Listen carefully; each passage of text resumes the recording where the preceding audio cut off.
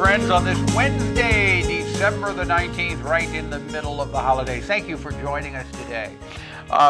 Before we go any further, if you happen to be watching us on the internet right now, you notice that we are surrounded by beautiful poinsettias, or some people say poinsettias.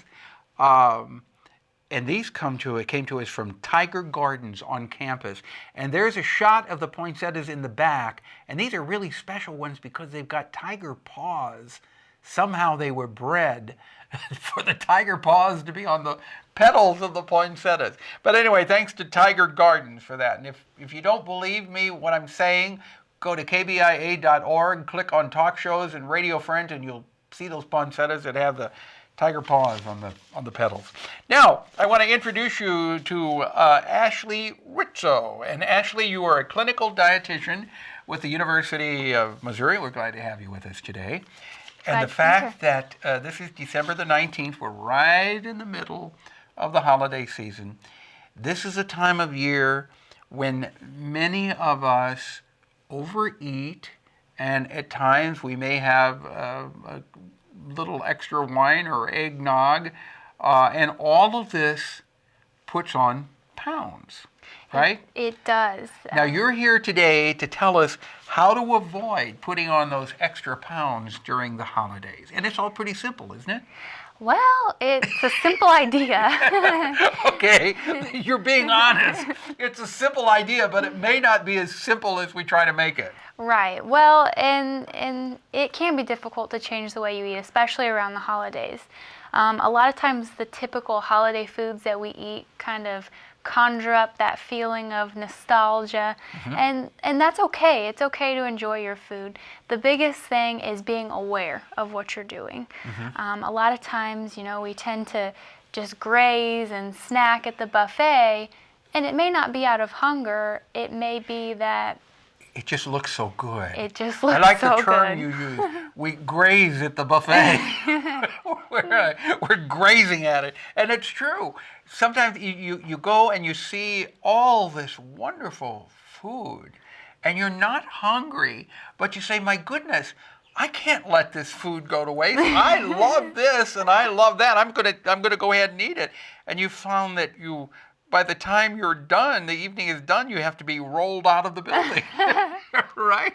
Right. Well, and you brought up a good point. We do love foods, and it's okay to enjoy those foods. The important thing is that you eat with intention and attention. Eat with intention and attention. Okay. Right. So when you eat with intention, what are you talking about here? What I mean is you make the conscious decision to eat whatever food it is that you love. What if you love everything that's there? Well, then you want to try to pick the things that aren't available all year round. Okay. So, chocolate chip cookies, those are something that you have access to pretty much all year. Oh, so don't eat the chocolate chip cookies there. Well, if that's what you choose, you can choose that. Or you might choose something that's a little more seasonal, like eggnog you mentioned earlier.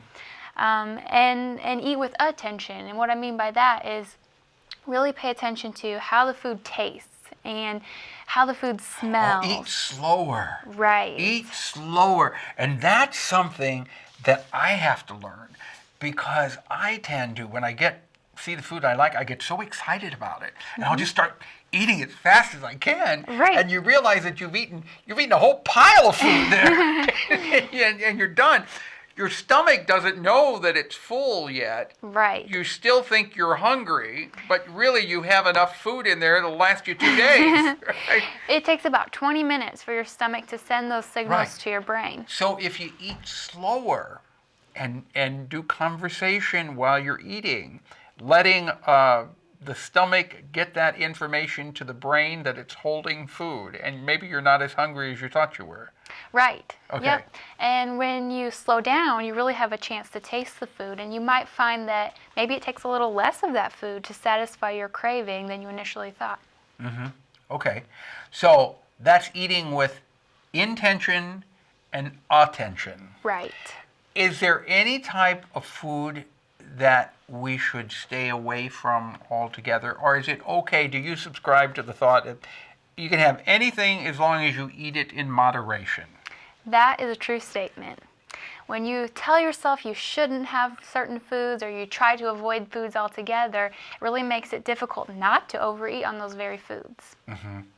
And, you know, if you go to a dinner party and the host or hostess is saying, oh, come on, eat some more, eat some more, what's the right way to say, you know, I've really enjoyed this?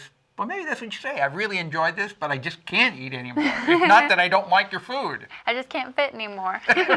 Right. Well, it's okay to compliment what the host or hostess is offering you and thank them, and at the same time, turn the food down if you don't feel comfortable eating. I could also, what about exercising during the holidays? Maybe try to put a little more exercise in your routine.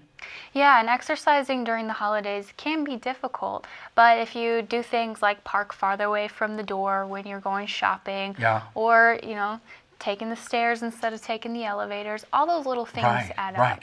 You know, instead of drive around a parking lot for 20 minutes waiting for that one spot to open up that's so close to the door, just go ahead and park as far away as you can. There's plenty of parking spots far away.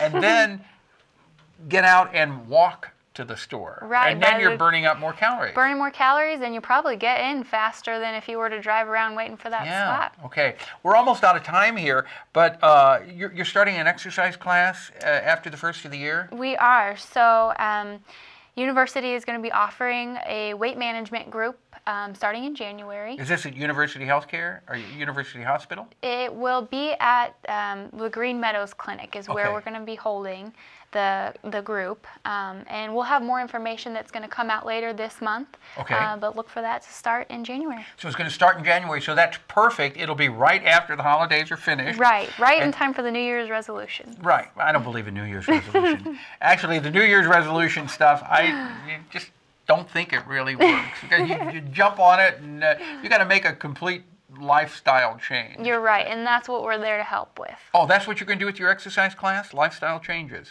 Well, we're going to try to help people learn how to make some changes on things that they can keep up for a lifetime. ASHLEY RITZO, thank you so much for coming by Clinical Dietitian University. Good to have you here. Thank you. And Merry Christmas to you. Happy New Year. Merry Christmas to you. Okay, we're out of time for today. Tomorrow, we're going to talk about palliative care. Our program directed by Travis McMillen of the Reynolds Journalism Institute. Audio is Pat Akers from KBIA. Our floor director is Eric Staszczak, and our assistant producer and guest coordinator, Uncle James Mauser. And if you'd like to watch this program or listen to it again, go to kbia.org, click on talk shows and then Radio Friends, and take a look at those poinsettias we're talking about with the tiger paw.